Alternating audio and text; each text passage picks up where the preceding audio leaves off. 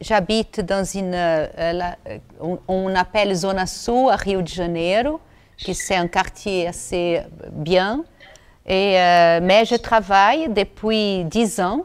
Je travaille dans cet endroit qu'on appelle favela. Il s'appelle Maré. C'est une énorme favela qui a à peu près 135 000 habitants.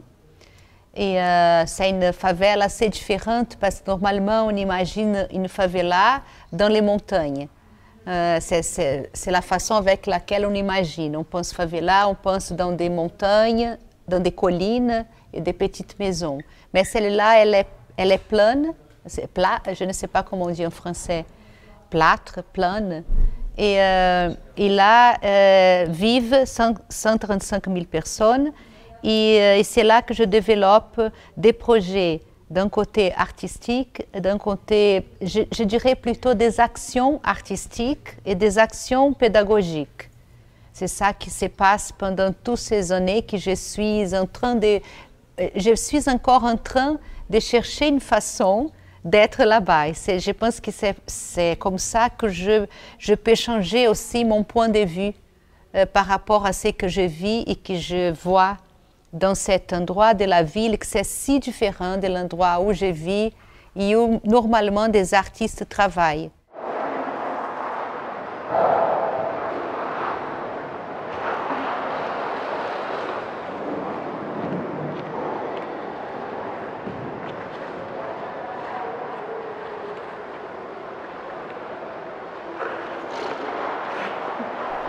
Et quand on a décidé de créer cette école, c'était une deuxième expérience déjà. Il y a eu une école avant. Quand je suis arrivée à Maré, il y avait déjà une école. Et après, quand l'argent est fini, l'école est finie aussi. Après, j'ai fait une expérience en 2009, une expérience que c'était plutôt une stratégie pour créer un public. J'ai décidé de créer un projet des cours de danse pour les habitants. Ce n'était pas seulement pour offrir des cours de danse gratuits pour les habitants de tous les âges, hein. C'était pour les enfants jusqu'aux gens âgés. Mais c'était aussi dans le sens que je pensais, comment est-ce que je vais m'approcher de ces gens-là? Comment est-ce que au cas je vais me présenter ici, comment sont les stratégies pour avoir un public? J'ai pensé, bien sûr, s'ils vont venir faire un cours, ils vont peut-être venir voir quelque chose ici, ils vont apporter ses amis, ses familles.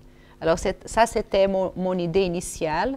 Et alors, la compagnie donnait des cours gratuits tous les jours en 2008-2009 pour les habitants de la favela.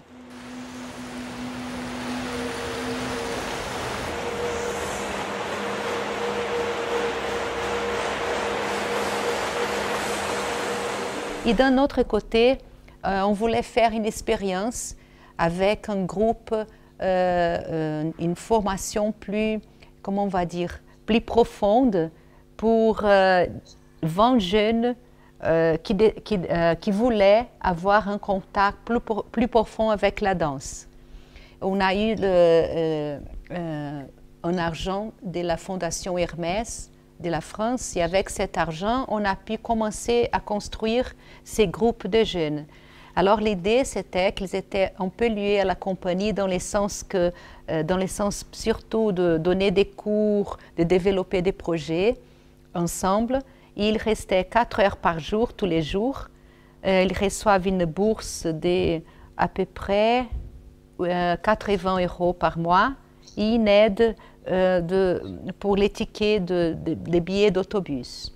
Ils sont dans la plus grande partie, ça on a commencé en 2012, ils sont des jeunes qui vivent dans la favela. Ils n'ont pas nécessairement aucune formation de danse. Ils ont encore pas préparé. Ils n'ont pas ils ont envie, seulement envie. On a fait une audition et 50 jeunes entre 14 ans et 25 sont venus faire une audition et on ne savait pas même comment choisir ces 20-là. C'était une expérience très différente. Alors, ils étaient là avec des corps que tu ne peux pas imaginer, des gens qui, tu allais dire, ah, mais ça, elle ne va pas danser ou elle ne va pas danser, mais on a réussi à faire un certain choix. Et là, on fait beaucoup d'expériences avec eux depuis 2 ans.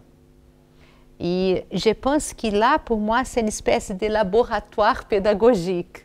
Parce que ce n'est pas comme une école qui reçoit des gens qui ont déjà une idée sur la danse contemporaine, qui ont une préparation technique. On doit faire tout, former depuis le tout début.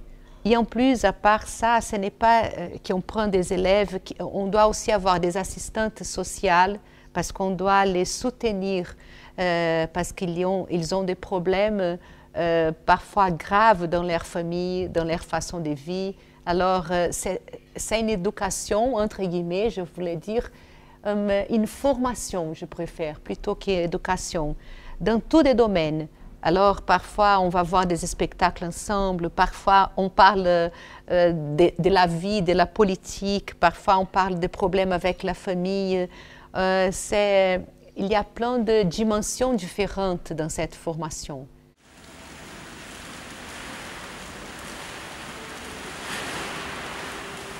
De ces jeunes-là, après 2 ans qu'ils sont avec nous, 6 d'entre eux sont entrés à l'université de danse, l'université publique. Pour nous, ça, c'est une chose incroyable, parce que ce n'est pas du tout évident que quelqu'un qui naît dans une favela au Brésil a l'accès à l'université, surtout l'université publique, parce que comme ils ont une formation très mauvaise dans leurs écoles, c'est très difficile de réussir l'examen. Alors ça veut dire quelque chose pour nous. Je parle beaucoup de cette question financière parce que je pense que parfois on laisse comme si ça ne fait pas partie de la création. Et pour moi, c'est complètement lié. Je ne peux pas penser à mon travail sans penser à comment je vais le financer, comment je vais gérer l'argent. Et je pense que l'éthique, elle est beaucoup dans la manière où tu gères ton argent. Quand tu ouvres un budget et tu vois qui tu payes et comment tu payes, là, c'est ton éthique principale. Après, l'éthique que tu parles comme ça, des choses, c'est une autre chose. Mais c'est vrai ça. Comment tu utilises l'argent, c'est où ton éthique apparaît le plus clair possible.